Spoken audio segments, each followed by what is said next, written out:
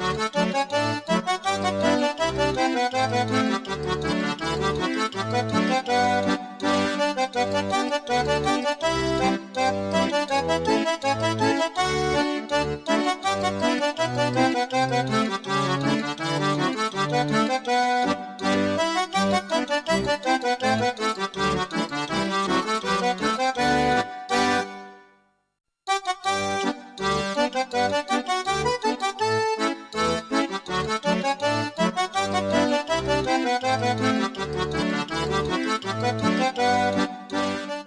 happened by evil chance to be one of Mrs. McStinger's great cleaning days.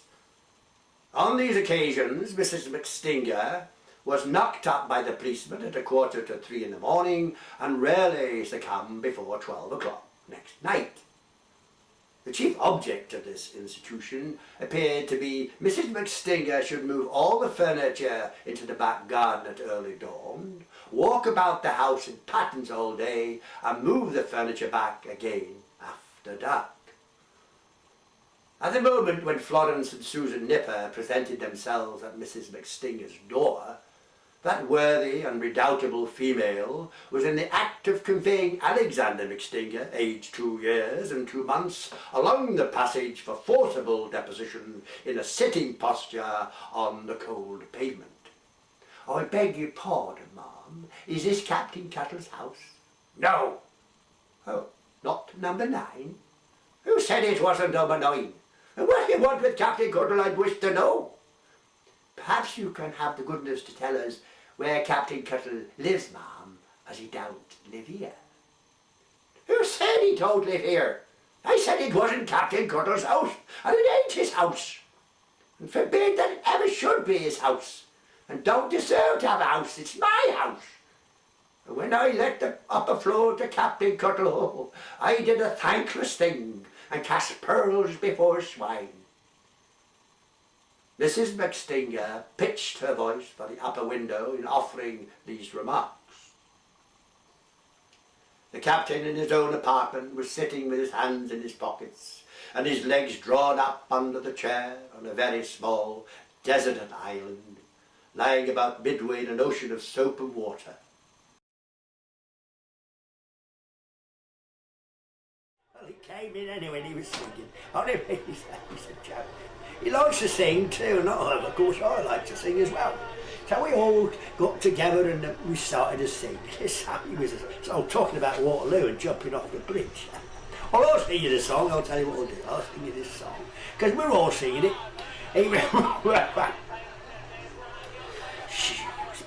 Oh, hold me Scott. So give me a throat here. Let me get a drink here a minute. Oh, that's bad. She was poor, but she was honest. Now she came from humble stock. Then her honest heart was beating underneath her tattered frock. Heedless of her mother's warning, up to London she did go, yearning for the bright lights gleaming, heedless of temptation. How the rich man saw her beauty, she knew not his base design, and he took her to her hotel and bought her airport wine. Oh, you gotta get them going, yeah, haven't you? Then the rich man took her riding, wreck her all poor women's souls, and the devil was the chauffeur as she rode in his Rolls Royce. Oh, he's got her now, I think, don't you? In the rich man's arms she fluttered like a bird with a broken wing, and he loved her and he left her. Now she hasn't got no ring. Oh, my poor old girl, eh? Happens all the time anyway. Standing on the bridge at midnight. Oh, farewell, blighted love. There was a scream, a splash, Good heavens, what is she a-doing on? So they dragged her from the water. They all thought that she was drowning, but the corpse got up and sang. It's the same, I forgot the words out a minute, it's the same the whole world over. It's the poor that gets the blame, it's the rich that gets the pleasure. Isn't it a blooming shame? Oh, we love that song, don't we? We love that song, Mr. Dickens did too. He sang it and all, he knows all the words, you know.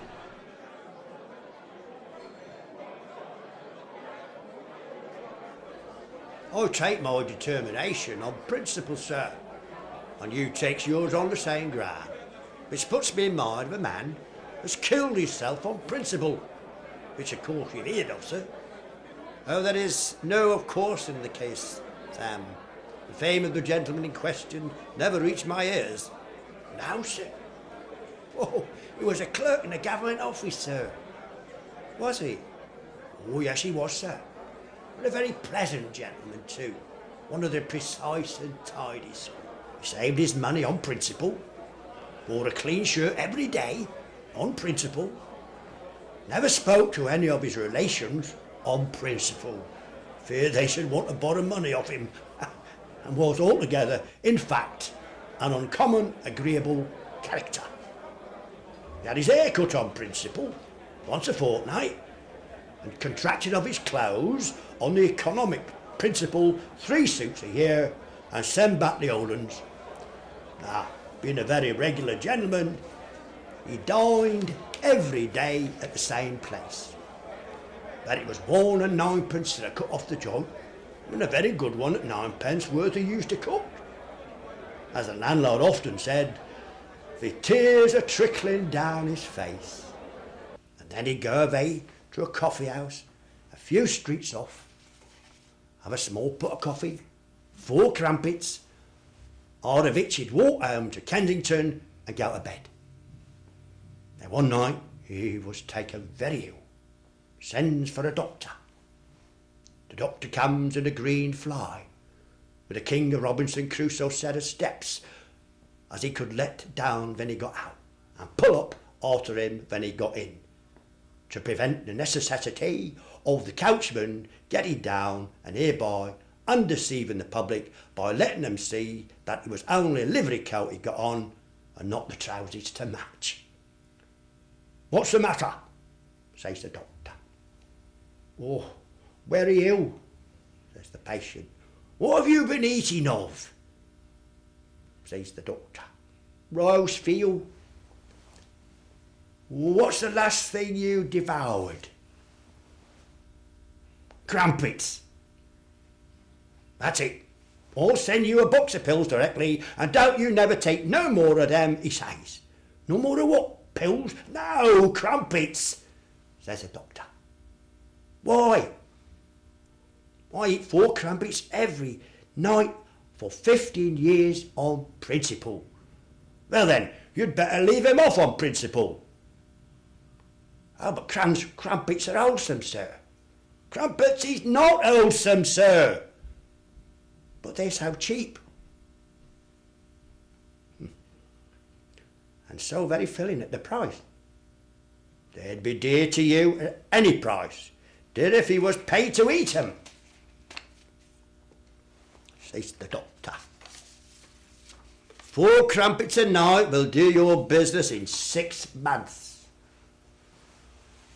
Patient looks him full in the face and turns it over in his mind for a long time, and at last says, "Are you sure of that, sir?" "I'll stake my professional reputation on it." "How many crumpets at a sitting do you think would kill me off at once?" "I don't know." "Do you think half a crown would do it?" "Well, I think it might." 3 shillings worth would be sure to do it, I suppose."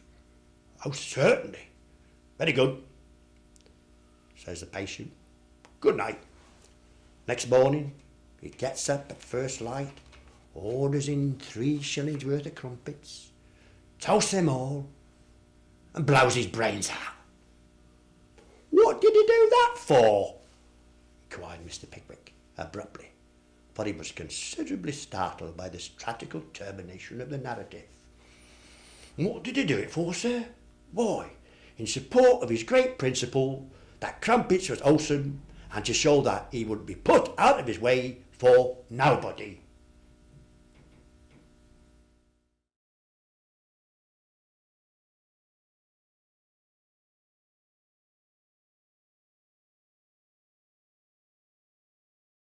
My good woman, said Mr. Dombey, turning round in his easy chair, as one piece, and not as a man with limbs or joints.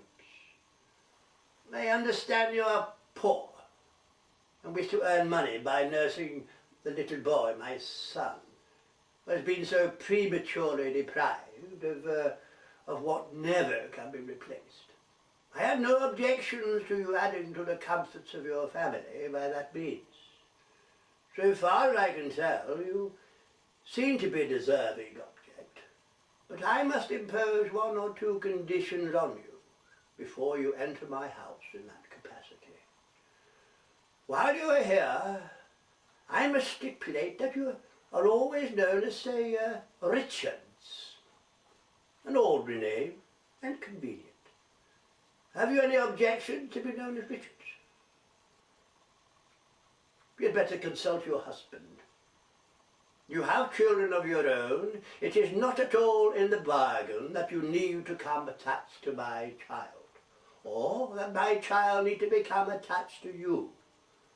I don't expect or desire anything of the kind, quite the reverse. When you go away from here, you'll have concluded what is a mere matter of bargain and sale, hiring and letting, and will stay away. The child will cease to remember you, and you will cease, if you please, to remember the child. Mrs. Trudel, with a little more colour in her cheek than she had before, said, she knew her place. I hope you do, Richards. I have no doubt you know it very well.